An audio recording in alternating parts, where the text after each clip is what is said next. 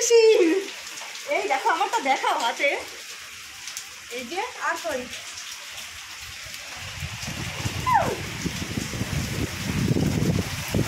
আরে বলি আর পড়লো। দেখ দেখ দেখ